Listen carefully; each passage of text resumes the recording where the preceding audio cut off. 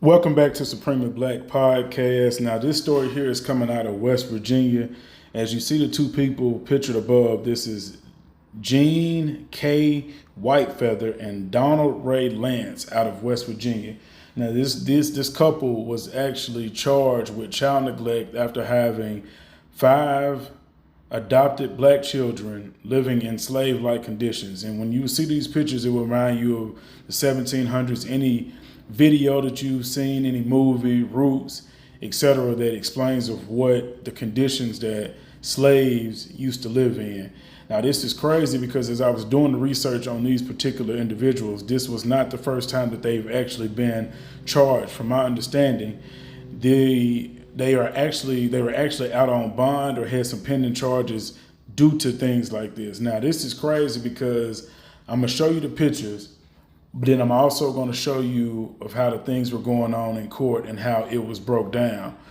And this is just one of the reasons why I honestly say has nothing to do with people, the racism and things of that nature. I just don't agree with people of alternate ethnicities adopting children, because you see these things happen a lot. There's really no telling of what these kids may have actually went through. Of course, we'll find out. They're scheduled for court, but check this video out and shout out to the Savoy Show for covering this.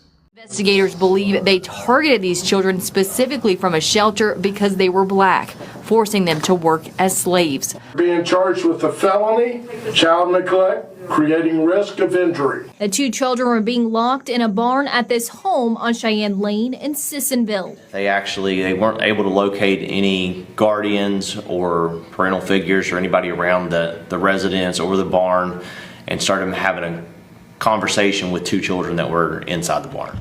Deputies eventually forced their way into the barn, where they said they found a 16-year-old girl and 14-year-old boy inside a 20 by 14-foot room. Investigators say the teens had no way to get out of the shed, with no running water, no bathroom.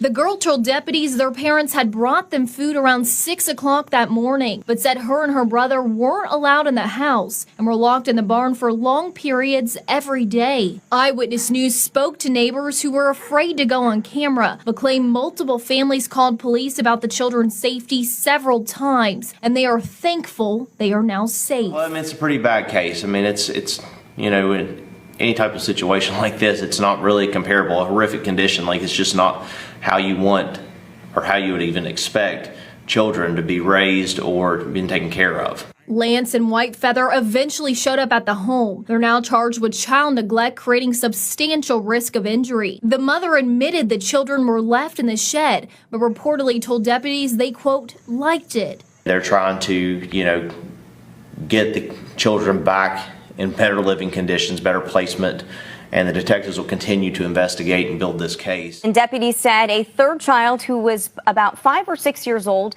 was found alone in the main home.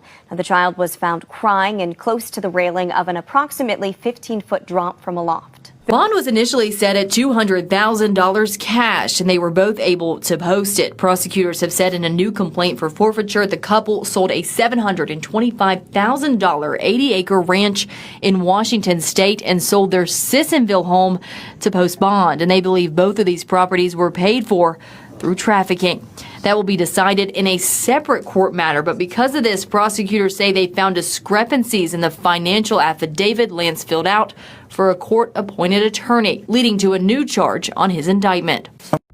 Now, could you imagine of what those kids have actually experienced? And then just looking at the backstory, they've sold 2 properties, even that now they're being investigated. It looks as if that may have came from trafficking.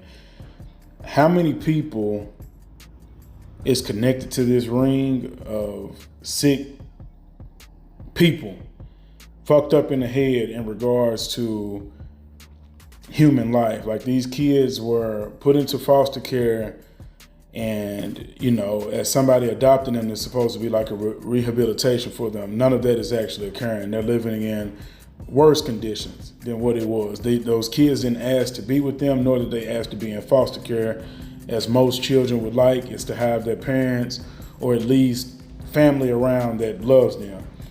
Now, here's my thing, is that as you're investigating them, you should also be checking to see if who's their inner circle, who's the people that they consider friends that's around them, because you don't do things like this just willy-nilly. Like, there has to be something that you have felt within yourself that is like, okay, this is normal, or other people are doing it. They should be investigating anybody that they've been in close contact with. Where were they at before they came back home? How did you all end up just finding them based off of police reports? And why did it take so long for them to respond?